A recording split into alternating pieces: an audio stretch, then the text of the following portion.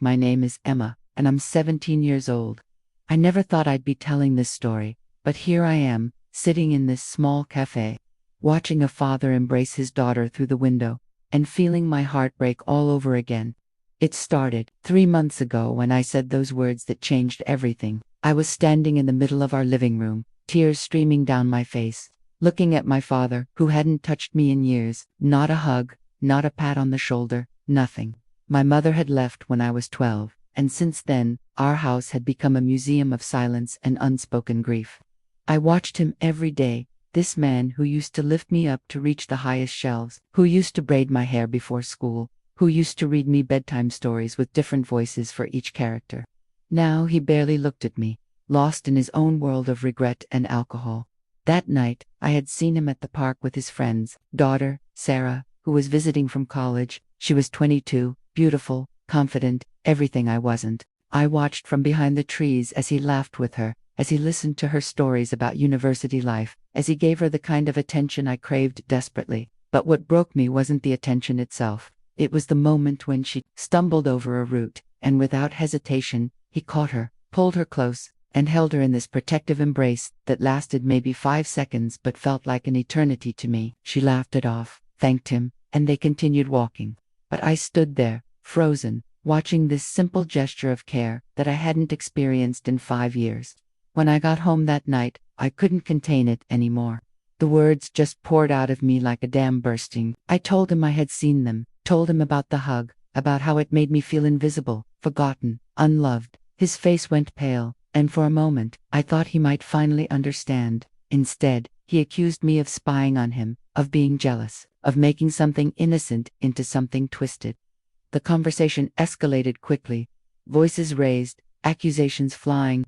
I remember the exact moment when everything changed. He looked at me with this expression of disgust and disbelief, and he said words that still echo in my mind every single day. He said I was sick, that I needed help, that my thoughts were inappropriate and disturbing. He said he had noticed the way I looked at him, the way I sought his attention, and that it wasn't normal for a daughter to want physical affection from her father at my age. The floor disappeared beneath my feet.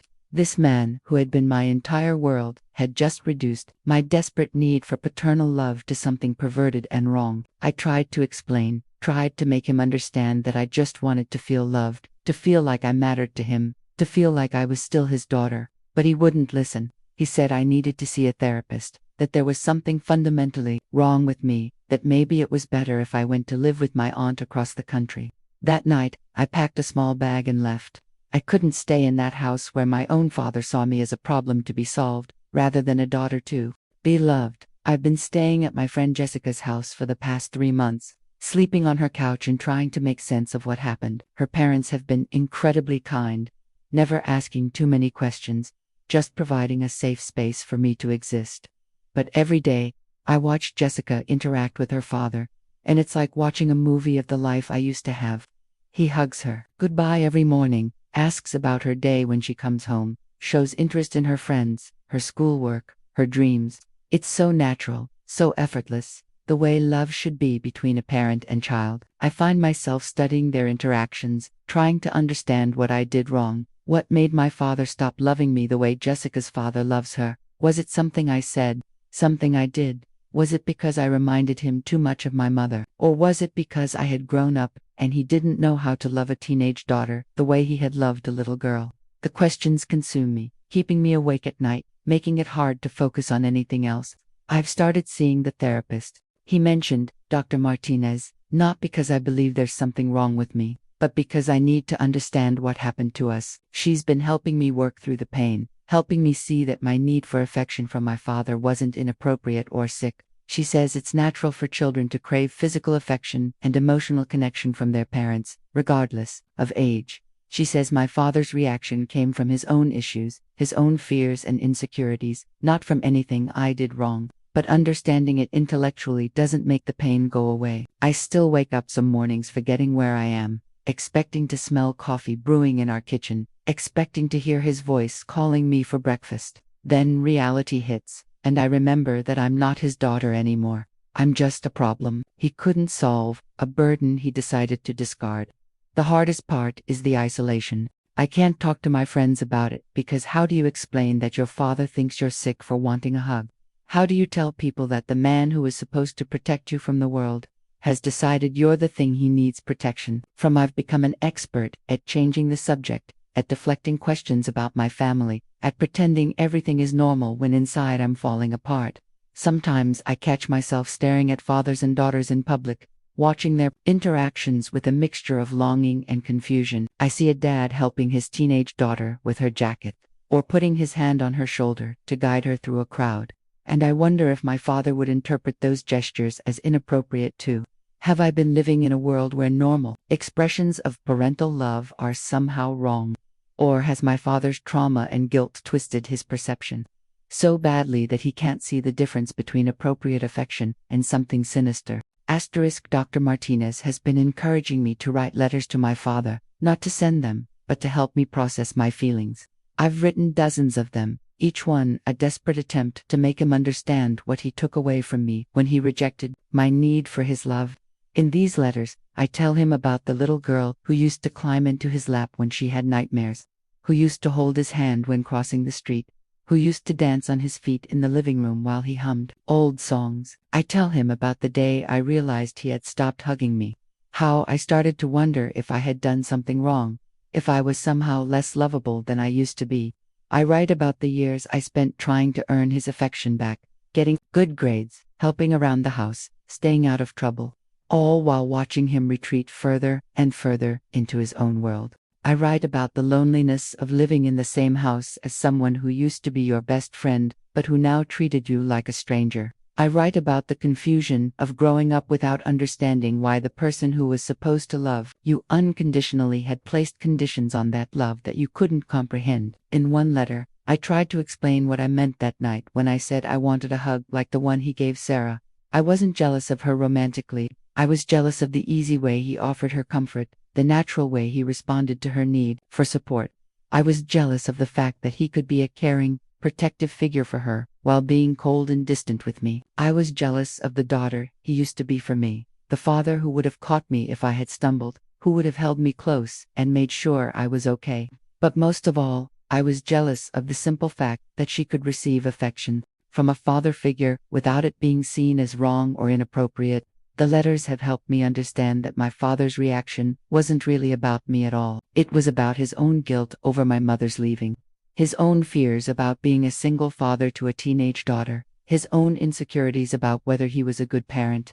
When I expressed my need for his love, it probably triggered all his worst fears about failing me, about not being enough, about somehow causing more damage than healing. So instead of facing those fears, he chose to make me the problem. He chose to see my natural need for paternal affection as something twisted and unhealthy because it was easier than confronting his own shortcomings as a father. Dr. Martinez says this is a common pattern in families where trauma has occurred. The person who is supposed to provide safety and comfort becomes the source of rejection and pain, and the child learns to blame themselves for the parent's inability to love them properly. Yesterday, I ran into Mrs. Henderson from our old neighborhood. She's known me since I was little, and when she saw me, her face lit up with the kind of warm recognition that I used to take for granted. She asked about my father, about how we were doing, and I found myself lying smoothly, telling her everything was fine, that I was just staying with friends for a while. But as she talked about her memories of me as a child, about how proud my father used to be of me, about what a close relationship we used to have, I felt something inside me crack open.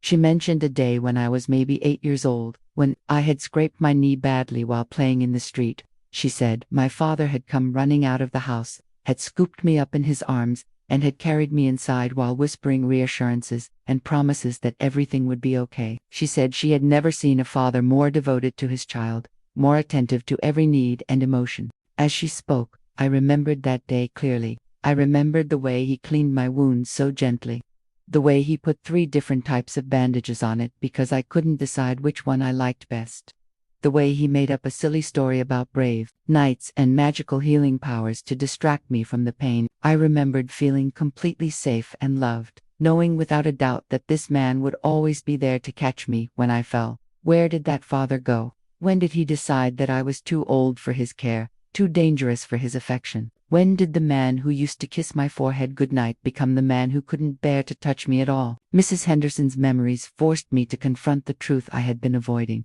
My father hadn't stopped loving me because I was unlovable. He had stopped showing me love because somewhere along the way, he had convinced himself that loving me was wrong. Maybe it started when I began to develop physically, when he noticed I was becoming a woman instead of staying his little girl forever. Maybe it started when people began commenting on how much I looked like my mother, reminding him of the woman who had abandoned us both. Maybe it started when his own father's voice echoed in his head, telling him that physical affection between fathers and daughters was inappropriate after a certain age. Whatever it was, he had made a choice to withdraw from me, and then, when I finally found the courage to ask for what I needed, he had made it my fault. He had taken my desperate plea for connection and turned it into evidence of something wrong with me, something that needed to be fixed or removed from his life. The unfairness of it all hit me like a physical blow. I had spent months questioning my own sanity, wondering if there really was something sick about wanting my father's love, feeling ashamed of needs that were completely natural and healthy. I've been having dreams about my mother lately. In them, she's standing in our old kitchen, making pancakes the way she used to on Sunday mornings, humming softly while she works.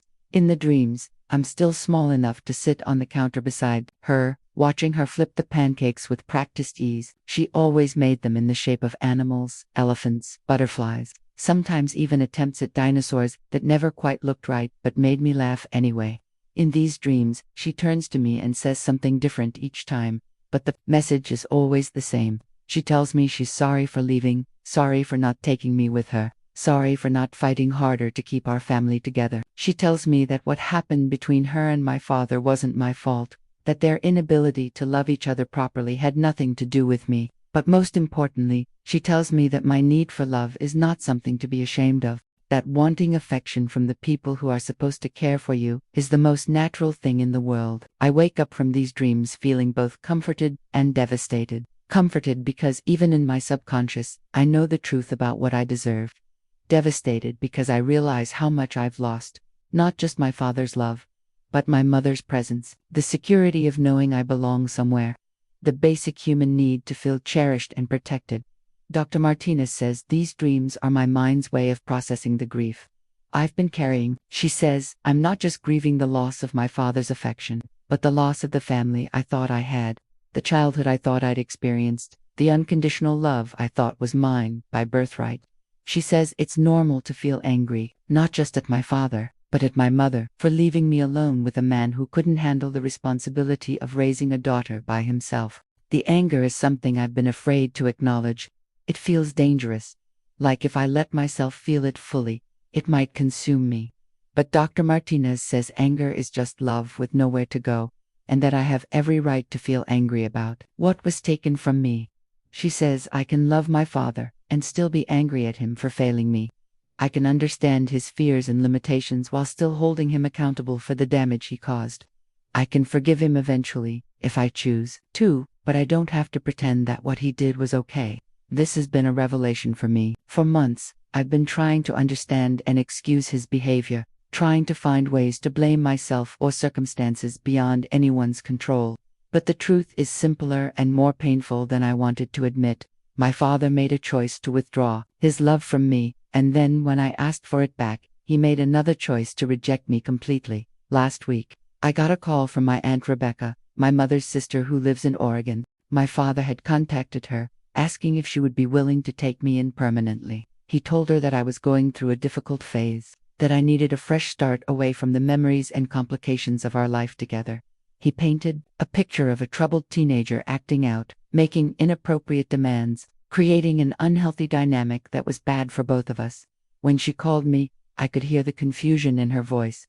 She said she remembered me as a sweet, well-behaved child, and she couldn't understand what had changed. She said she was willing to help, but she wanted to hear my side of the story first. I found myself telling her everything, starting with my mother's departure and ending with that terrible night 3 months ago. I told her about the years of emotional distance, about watching my father give other people's daughters the affection he withheld from me, about the way he had twisted my desperate need for love into something sick and wrong. As I talked, I could hear her crying softly on the other end of the line. When I finished, she was quiet for a long time. Then she said something that broke my heart and healed it at the same time. She said, "Emma, honey, there is nothing wrong with you. There is nothing inappropriate about a daughter wanting her father to love her. What happened to you is not your fault, and you don't need to be fixed." She told me that my mother had left because she was battling her own demons, struggling with depression and addiction that made her feel incapable of being the mother I deserved. She said my mother had always planned to come back for me when she got her life together, but that she had died in a car accident 2 years ago. I had never known this.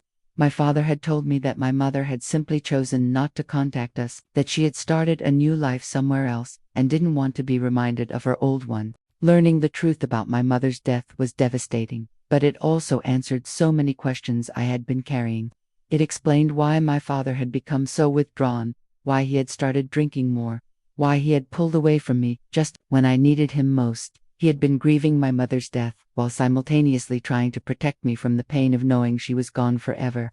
But in trying to shield me from that grief, he had also deprived me of the chance to mourn her properly, to understand that her absence wasn't a choice, but a tragedy that had affected us both. My aunt said she would be happy to have me come live with her, but she also said something that surprised me. She said she thought my father and I both needed help, that we were both carrying too much pain to heal on our own, and that maybe what we needed wasn't separation but professional support to find our way back to each other. I've been thinking about my aunt's words for days now. The idea that my father and I might be able to heal together, that we might be able to find our way back to the love we used to share, feels both impossible and desperately hopeful. Been so focused on my own pain that I hadn't fully considered the depth of his. He lost the woman he loved, watched her struggle with demons he couldn't fight for her, and then lost her permanently before they could find their way back to each other. Then he was left alone with a daughter who was growing up to look and sound more like her mother every day, a constant reminder of everything he had lost. When I started asking for physical affection, for the kind of closeness we used to share, maybe it triggered something in him that he couldn't handle. Maybe he saw my mother in my face and felt guilty for the feelings of love and protectiveness that arose. Maybe he was afraid that if he let himself love me fully, he would somehow be betraying my mother's memory, or worse, that he would lose me too. Dr. Martinez has been helping me understand that trauma affects people in different ways. Some people reach out for connection when they're hurting, like I did. Others withdraw completely, like my father did. Neither response is wrong, but when they clash, they can create a cycle of pain that hurts everyone involved. She says that my father's reaction to my need for affection was probably his way of trying to protect both of us from what he saw as a dangerous situation. In his mind, maybe he was being a good father by maintaining boundaries, by not allowing what he perceived as an inappropriate dynamic to develop. But what he didn't understand was that I wasn't asking for anything inappropriate. I was asking for the same thing I had always asked for: his love, his attention, his physical presence in my life. I was asking to still be his daughter, even though I was no longer a little girl. The tragedy is that we were both trying to protect each other in ways that ended up causing more harm than healing. I was trying to protect our relationship by asking for what I needed instead of suffering in silence. He was trying to protect me by maintaining distance instead of risking what he saw as an unhealthy attachment. But neither of us communicated our real fears and needs clearly, and the result was this explosion of pain and misunderstanding that tore us apart. I've started writing a different kind of letter, one that I might actually send. In it, I'm trying to explain not just my pain, but my understanding of his. I'm trying to bridge the gap between what I needed and what he was able to give, between what he thought was happening and what was actually happening.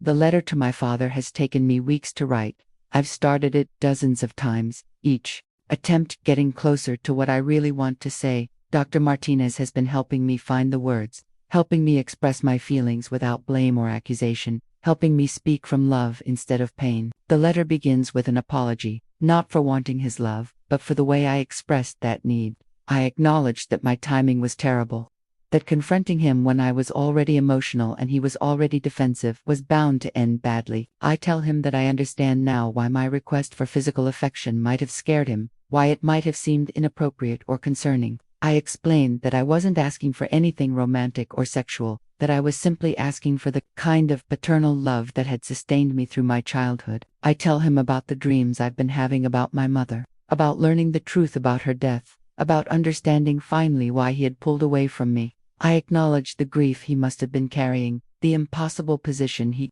was in as a single father dealing with his own trauma while trying to raise a daughter who reminded him of the woman he had lost. I tell him that I don't blame him for being afraid, for not knowing how to navigate the complex emotions of loving a daughter who was growing up to look like her mother. I tell him that I don't blame him for the mistakes he made, for the ways he failed to show me love when I needed it most. But I also tell him the truth about what those years of emotional distance did to me, how it felt to grow up believing that I was somehow less worthy of love than I used to be. I tell him about the loneliness, about the confusion, about the way I started to question my own worth and lovability. I tell him about the night I saw him with Sarah, about how that simple gesture of care and protection made me realize how much I had been missing, how much I had been craving from him. I explained that my outburst that night wasn't about jealousy or inappropriate feelings, but about the desperate need of a daughter who felt invisible to her father. I tell him about the months I've spent in therapy, about the work I've been doing to understand both my needs and his fears.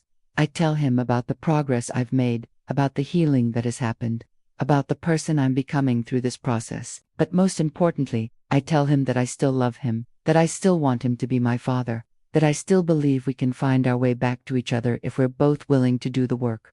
I decided to deliver the letter in person. Jessica's parents offered to drive me to our old house, to provide moral support and a safe way home if things didn't go well. As we pulled up to the familiar driveway, I felt a mixture of terror and hope that made my hands shake. The house looked smaller than I remembered, shabbier around the edges, like grief had settled into the very foundations and was slowly eating away at everything we had built there. I could see my father through the kitchen window, sitting at the same table where we used to eat breakfast together, where he used to help me with homework, where we used to plan our weekends and vacations back when we were still a family. He looked older, thinner, like the months apart had aged him in ways that went beyond time.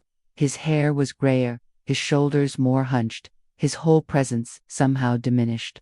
When I knocked on the door, the sound echoed through the house like a gunshot. I heard his footsteps approaching, slow and hesitant, and then the door opened and we were face to face for the first time in 3 months. The moment stretched between us like a chasm, filled with all the words we had said and all the words we hadn't said, all the hurt and all the love that had nowhere to go. He looked at me like he was seeing a ghost, like he couldn't quite believe I was real. I looked at him like he was a stranger wearing my father's face, familiar but somehow fundamentally changed. For a long moment, neither of us spoke. Then he stepped aside and let me in, and I walked into the house that used to be my home but now felt like a museum of our former life.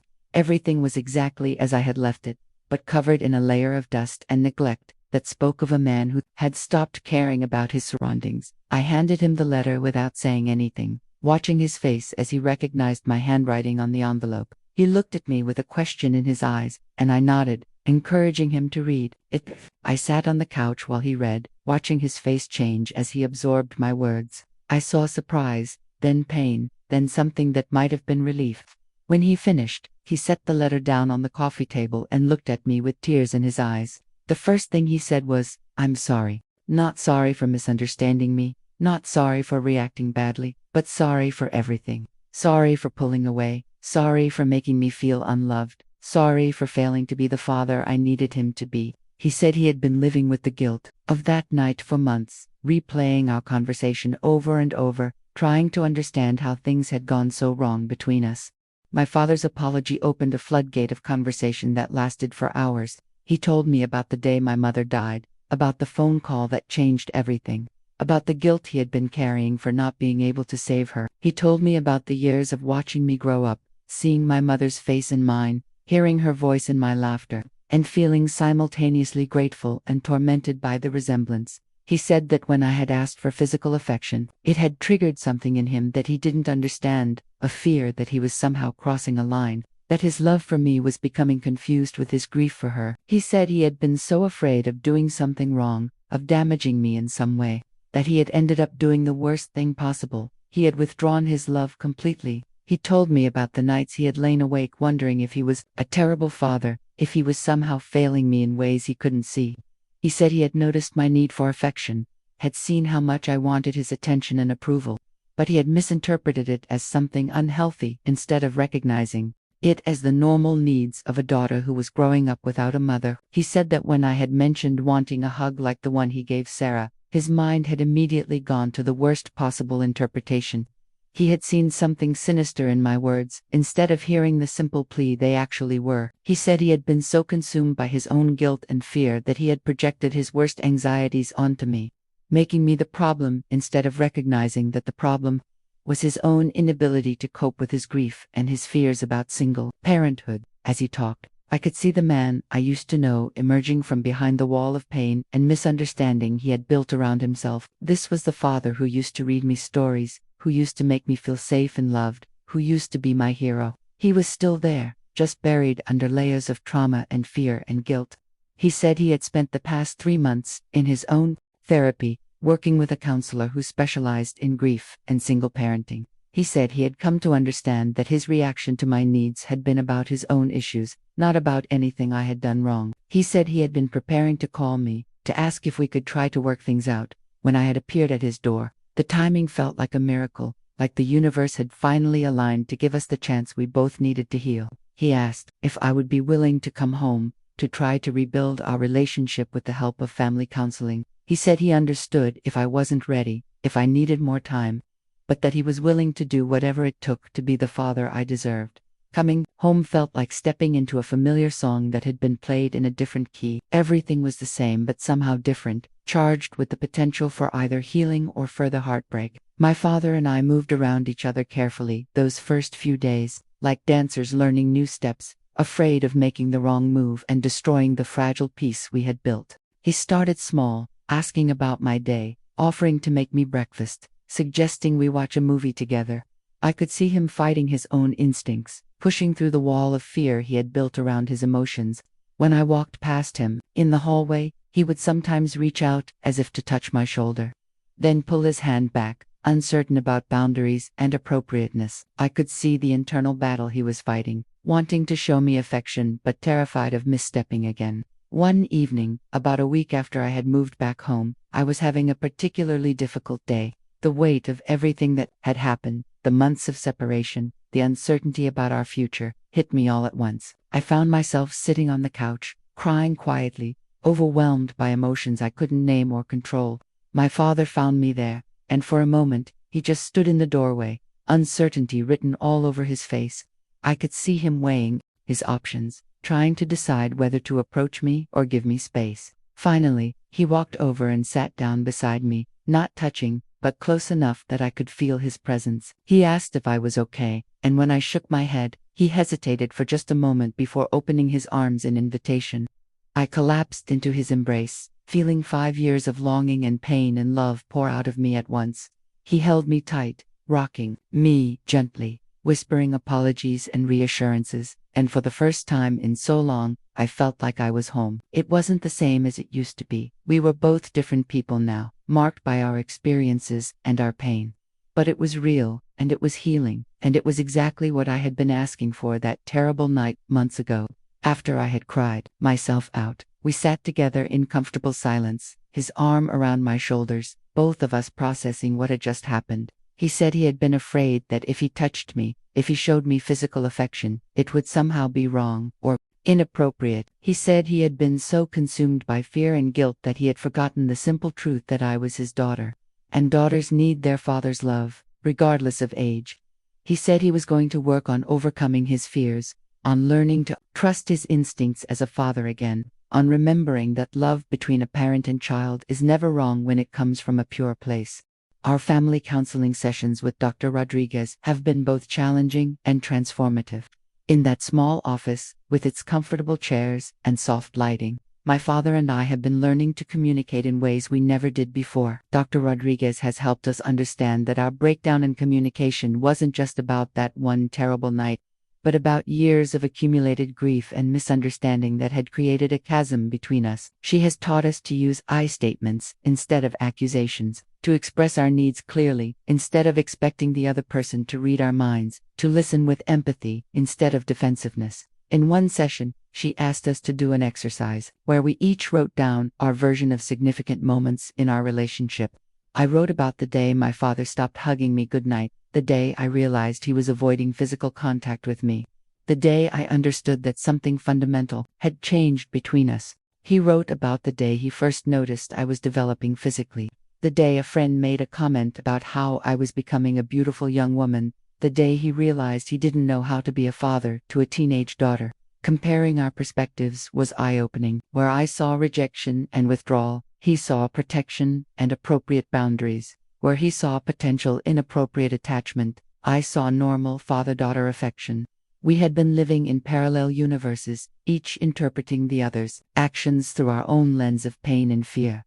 Dr. Rodriguez helped us see that both of our perspectives were valid, that both of our needs were legitimate, and that our breakdown had occurred not because either of us was wrong, but because we had failed to communicate our fears and needs clearly. She taught us that it's possible to acknowledge someone's good intentions while still addressing the harm that their actions caused. My father could be trying to protect me while still hurting me. I could be asking for something completely appropriate while still making him uncomfortable. The key was learning to talk about these complex feelings without judgment or blame. One of the most powerful moments came when Dr. Rodriguez asked my father to tell me directly what he had been afraid of. He said he had been afraid that if he continued to show me physical affection as I grew older, people would think there was something inappropriate about our relationship. He said he had been afraid that I would become too dependent on him, that I wouldn't be able to form healthy relationships with other people. But most of all, he said he had been afraid that he would somehow damage me the way he felt he had damaged my mother, that his love was somehow toxic or destructive. Hearing him express these fears helped me understand that his withdrawal hadn't been about me at all. It had been about his own deep-seated insecurities and trauma. The breakthrough came during our 8th session with Dr. Rodriguez. She had been pushing us to dig deeper into our communication patterns, to move beyond surface-level apologies and explanations to the core wounds that had created our crisis. That day, she asked my father to tell me what he wished he had done differently, not just in recent months, but throughout my childhood. He was quiet for a long time, gathering his thoughts, and when he finally spoke, his voice was thick with emotion. He said he wished he had been brave enough to keep loving me openly, even when other people made comments about our closeness. He said he wished he had talked to me about my mother's death instead of trying to protect me from the pain. He said he wished he had asked for help when he started to feel overwhelmed by single parenthood instead of withdrawing into himself. But most of all, he said he wished he had trusted that the love between us was pure and good, that it didn't need to be hidden or suppressed or treated as something dangerous. He said he had let other people's opinions and his own fears poison something beautiful, and that he would regret that for the rest of his life. Then Dr. Rodriguez asked me what I wished I had done differently. I told them about the years I had spent trying to earn his love back, trying to be the perfect daughter, trying to figure out what I had done wrong. I said I wished I had been brave enough to ask for what I needed sooner, that I had found the words to express my confusion and hurt before it built up to that explosive moment. I said I wished I had understood that his withdrawal wasn't about me, that I had been able to see his pain instead of just my own. But most of all, I said I wished I had trusted that I was worthy of love, that I hadn't internalized his fear and distance as evidence that there was something wrong with me. Dr. Rodriguez then asked us to do something that felt impossible at first. She asked us to forgive each other, out loud, in front of her. Not just for the big things, but for all the small moments of misunderstanding and hurt that had accumulated over the years. My father went first. He said he forgave me for being angry, for asking for things that scared him, for reminding him of my mother, for growing up and changing in ways he wasn't prepared for. He said he forgave me for needing more than he felt capable of giving, for not understanding his fears, for making him face his own shortcomings as a father. I forgave him for withdrawing his love, for making me feel like I was the problem, for not talking to me about my mother's death, for letting his fears override his parental instincts. I forgave him for not being perfect, for not knowing how to handle his grief, for making mistakes that hurt me, even when he was trying to protect me. The forgiveness didn't happen all at once. It was a process that unfolded over weeks and months, like a flower blooming in slow motion. Some days were harder than others, when old patterns of hurt and defensiveness would resurface, when one of us would say something that triggered the other's pain. But we had tools now, words to express what we were feeling, and the knowledge that we were both committed to healing our relationship. We started having what we called check-ins every evening, just 10 minutes where we would sit together and talk about how the day had gone, what we were feeling, what we needed from each other. Sometimes these conversations were easy, filled with stories about work and school and plans for the weekend. Other times they were difficult, when one of us was struggling with old wounds or new fears. But they were always honest, always loving, always focused on moving forward together rather than staying stuck in the past. My father began showing me physical affection again, slowly at first, then with increasing confidence as we both learned to trust that our love was healthy and appropriate. He would hug me goodbye in the mornings, put his hand on my shoulder when we were talking, even occasionally kiss my forehead the way he used to when I was little. Each gesture felt like a small miracle, a piece of our relationship being restored. I started telling him about my life again, about my friends and my hopes and my fears. He started sharing things with me too, stories about his work, memories of my mother, dreams for our future.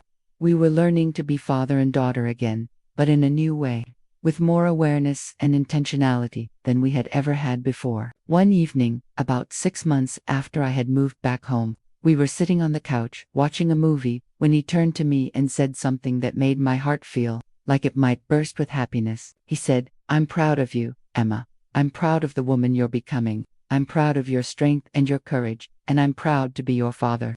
It was such a simple statement, but it contained everything I had been longing to hear for years. He was proud of me. He was proud to be my father.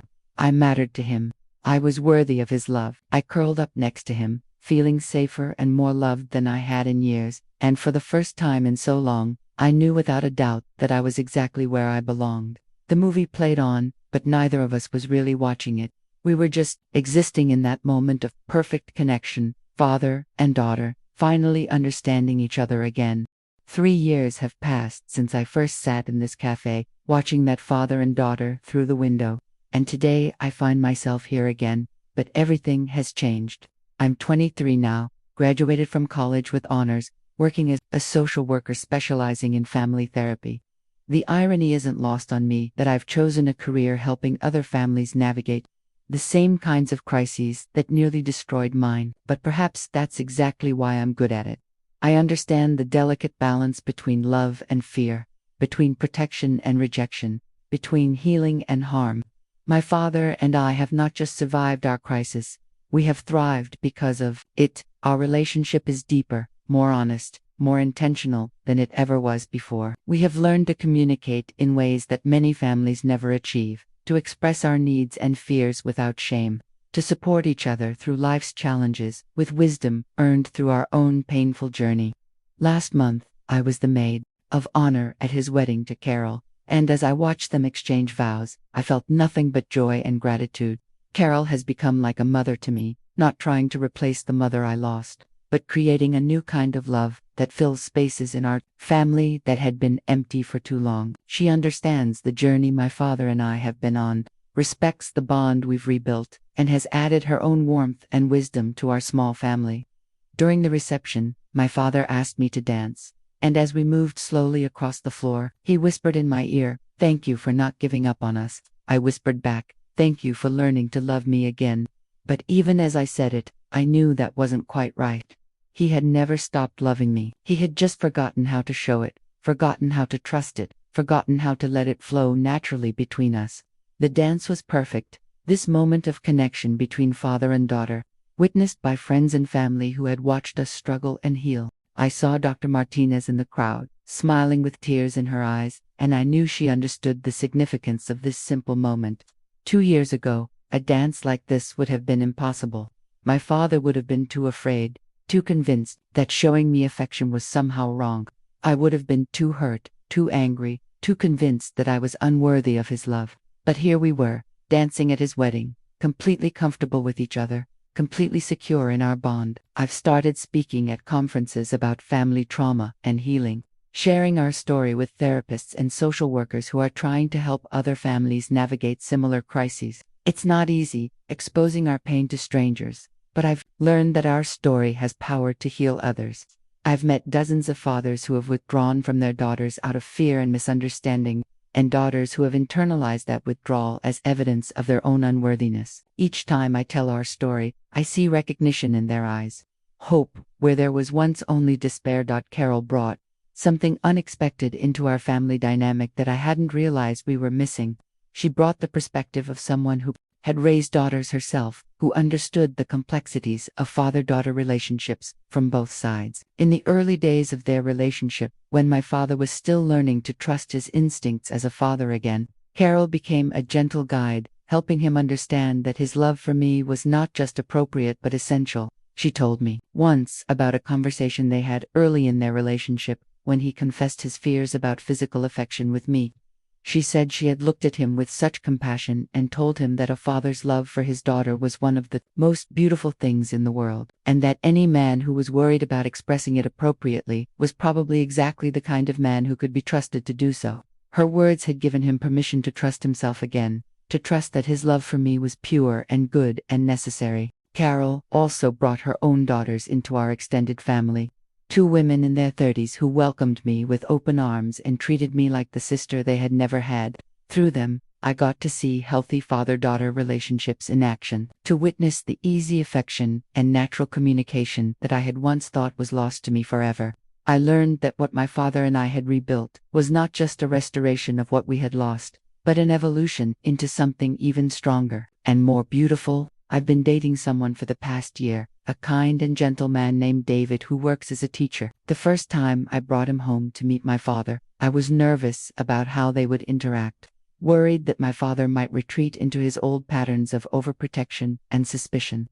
But instead, I watched as they connected over shared interests, as my father told embarrassing stories about my childhood, as they both focused on making me feel loved and supported. David told me later that he had never seen a father and daughter who were so comfortable with each other, so obviously devoted to each other's well-being. He said it made him excited to be a father someday, to have the kind of relationship with his own children that he could see my father and I shared. That conversation made me realize how far we had come, how what had once been broken between us had become a source of strength and inspiration for others.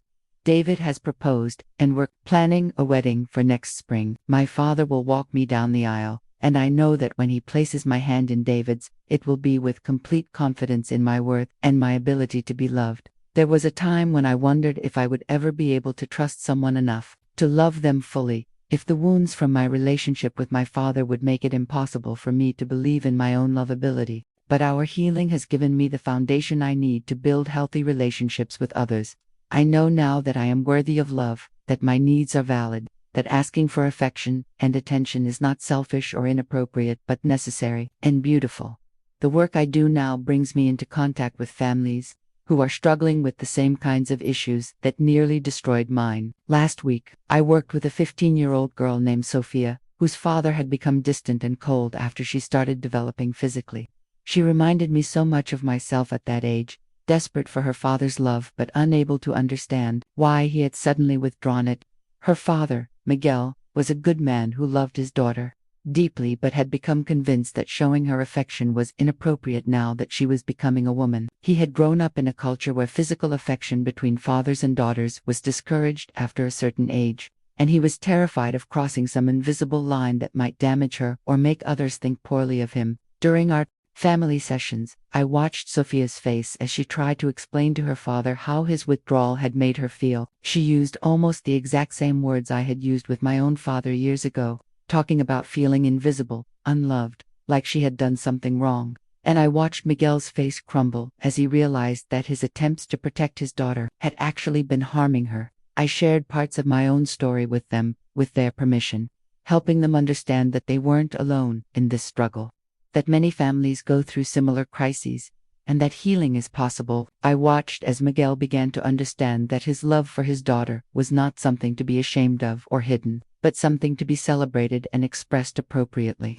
I watched as Sophia began to understand that her father's withdrawal wasn't about her unworthiness, but about his own fears and cultural conditioning. Over the course of several months, I watched them rebuild their relationship, learning to communicate openly about their fears and needs, learning to show each other affection without shame or fear. The day Miguel hugged Sophia goodbye after one of our sessions, both of them crying tears of joy and relief, I felt like I was watching my own healing reflected back to me. This is why I do this work.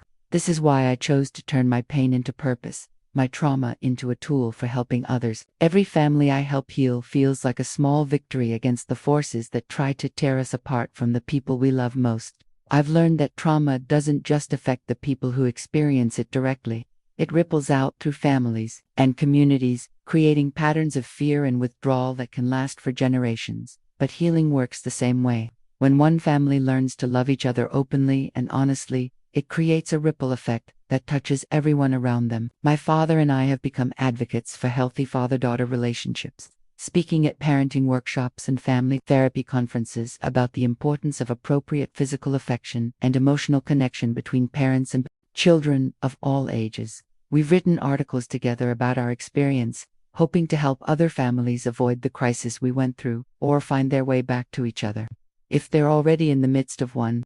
Today marks the 5th anniversary of the night I came home and delivered that letter to my father, the night we began our journey back to each other. I'm sitting in our old kitchen, the same one where I used to eat breakfast before school, where he used to help me with homework, where we used to plan our weekends back when we were still figuring out how to be a family. But now Carol is here too, making her famous Sunday pancakes, and David is sitting beside me, reading the newspaper and occasionally reaching over to squeeze my hand.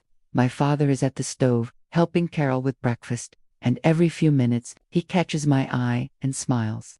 And I can see in that smile all the love and pride and gratitude that we've learned to express freely to each other. This kitchen, which was once a place of silence and unspoken grief, has become the heart of our rebuilt family. We gather here every Sunday morning, sharing meals and stories and plans for the week ahead. We talk about everything now, work and relationships and dreams and fears, with the kind of openness that we had to learn through painful trial and error. I'm 6 months pregnant with my first child, a daughter we've decided to name Hope.